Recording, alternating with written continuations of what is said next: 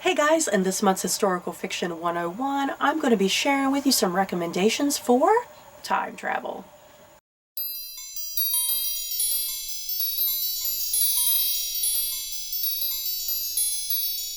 I do love me a good time travel book, you guys, especially if it deals with time traveling to the past. I'm not so much into time traveling into the future. I do enjoy that to some extent, but I really love time traveling to the past. So yeah, that's what all of these books are going to have in common. It's going to be present day protagonists who something happens to them and they accidentally time travel to the past, to some century other than their own. So yeah, let's get started. And as I always do with these videos, I'm going to be looking down here at my computer. I'm going to be on Goodreads, so if you want to find out any more about these books, go to Goodreads. So, first up, obviously, I gotta start here. Outlander by Diana Gabaldon, part of the Outlander series. I do love Outlander, yeah guys. Ooh, I love the TV show just as much. The year is 1945. Claire Randall, a former combat nurse, is just back from the war and reunited with her husband on a second honeymoon when she walks through a standing stone in one of the ancient circles that dot the British Isles. Suddenly, she is a Sassenach, an outlander, and in a Scotland torn by war and raiding border clans in the year of our Lord, 1743. Hurled back in time by forces she cannot understand, Claire is catapulted into the intrigues of lairds and spies that may threaten her life and shatter her heart. For here, James Fraser, a gallant young Scots warrior, shows her a love so absolute that Claire becomes a woman torn between fidelity and desire, and between two vastly different men in two irreconcilable lives. 11/22/63 by Stephen King. I do own this book and I'm really anxious to get to it, you guys. On November 22nd, 1963, 3 shots rang out in Dallas. President Kennedy died and the world changed. What if you could change it back? Jack Epping is a 35-year-old high school English teacher in Lisbon Falls, Maine, who makes extra money teaching adults in the GED program.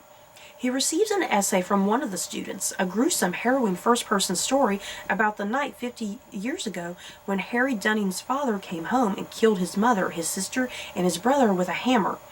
Harry escaped with a smashed leg, as evidenced by his crooked walk. Not much later, Jake's friend Al, who runs the local diner, divulges a secret. His storeroom is a portal to 1958. He enlists Jake on an insanely possible mission to try to prevent the Kennedy assassination. So begins Jake's new life as George Amberson and his new world of Elvis and JFK, of big American cars and sock hops, of a troubled loner named Lee Harvey Oswald, and a beautiful high school librarian named Sadie Dunhill, who becomes the love of Jake's life, a life that transgresses all the normal rules of time. I can't wait to get to this. Timeline by Michael Crichton, the same guy who gave us Jurassic Park. I didn't know he wrote another novel like this. In an Arizona desert, a man wanders in a daze, speaking words that make no sense. Within 24 hours, he is dead, his body swiftly cremated by his only known associates. Halfway around the world, archaeologists make a shocking discovery at a medieval site. Suddenly, they are swept off to the headquarters of a secretive multinational corporation that has developed an astounding technology. Now, this group is about to get a chance not to study the past, but to enter it.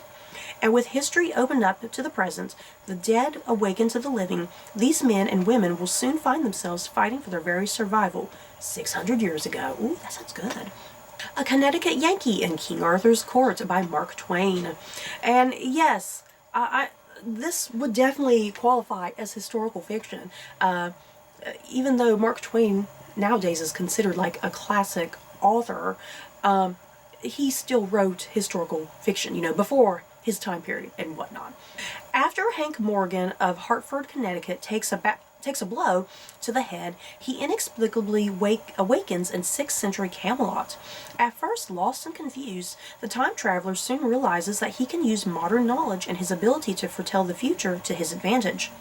Consequently, he is granted a place in the king's court as Arthur's right-hand man. When the Catholic Church grows fearful of his power, the Connecticut Yankee aims higher and concocts a grandiose plan to bring American ideals to 6th century England to change the future. I can't wait to get to this. I do have a bind-up of a bunch of Mark Twain's novels, and I seriously can't wait to get to this. And there was even like a Disney movie released back in the early 90s, you guys, that's fairly similar to this, and I really like that movie, as cheesy as it is. Time and Again by Jack Finney.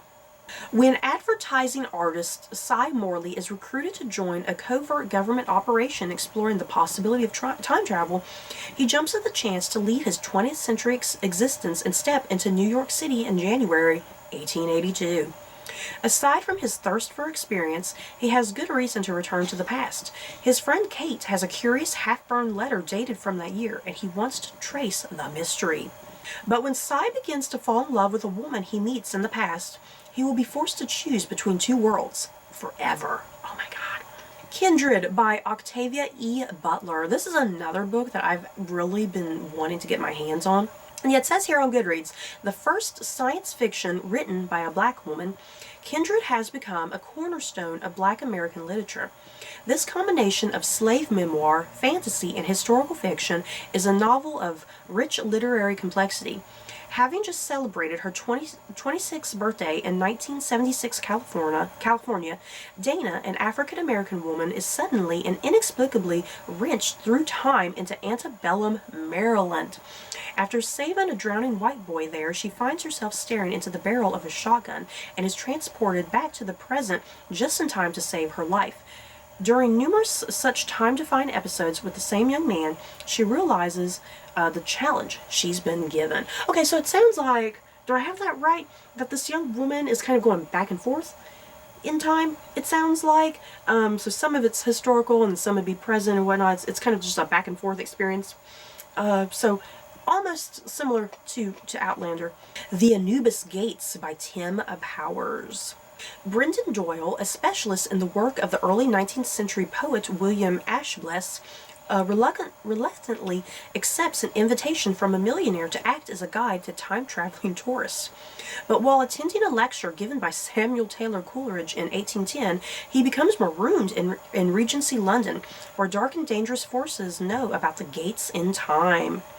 Caught up in the intrigue between rival bands of beggars, pursued by Egyptian sorcerers, and befriended by Coleridge, Doyle somehow survives and learns more about the mysterious Ashbless than he ever could have imagined possible. Miss Peregrine's Home for Peculiar Children by Ransom Riggs. I have read this and I really liked it. A mysterious island, an abandoned orphanage, a strange collection of very curious photographs. It all awaits to be discovered in Miss Peregrine's Home for Peculiar Children, an unforgettable novel that mixes fiction and photography in a thrilling reading experience. As our story opens, a horrific family tragedy sets 16-year-old Jacob journeying to a remote island off the coast of Wales, where he discovers the crumbling ruins of Miss Peregrine's Home for Peculiar Children. As Jacob explores its abandoned bedrooms and hallways, it becomes clear that the children were more than just peculiar. They may have been dangerous. They may have been quarantined on a deserted island for good reason, and somehow impossible though it seems, they may still be alive. And kind of through a series of events, what the plot's kind of failing to tell you is that Jacob somehow does wind up back with in the home of Miss Peregrine's Home for Peculiar Children in the 1940s during World War II and whatnot.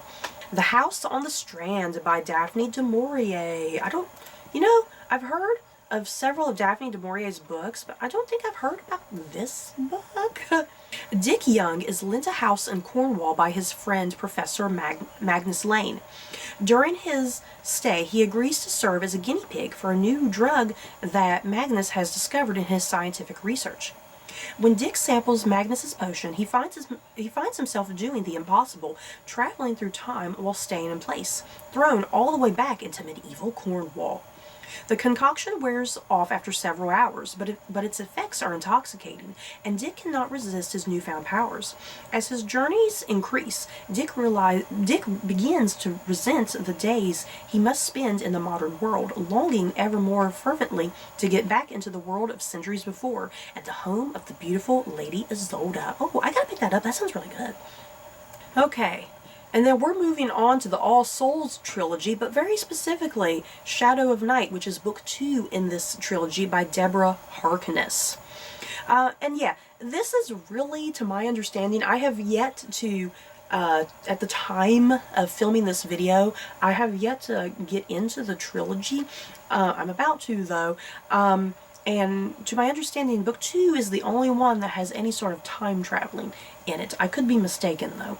And yeah, it says, picking up from a Discovery of Witches cliffhanger ending, Shadow of Night takes Diana and Matthew on a trip through time to Elizabethan London, where they are plunged into a world of spies, magic, and a coterie of Matthew's old friends, the School of Night.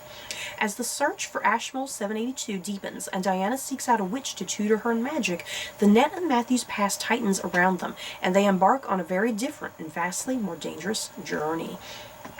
And yeah, I have seen the TV show, and season 2 was definitely far and away my favorite season because of the time travel element. So you guys, that is it for my recommendations for time travel historical fiction. In the comments below, have I left something out? I probably have. If you have any good recommendations for historical time travel, just let me know so maybe I can go hunt it down. So that's it for this video. Don't forget to like, comment, and subscribe. And if you like this video, you may like these other videos. Bye guys.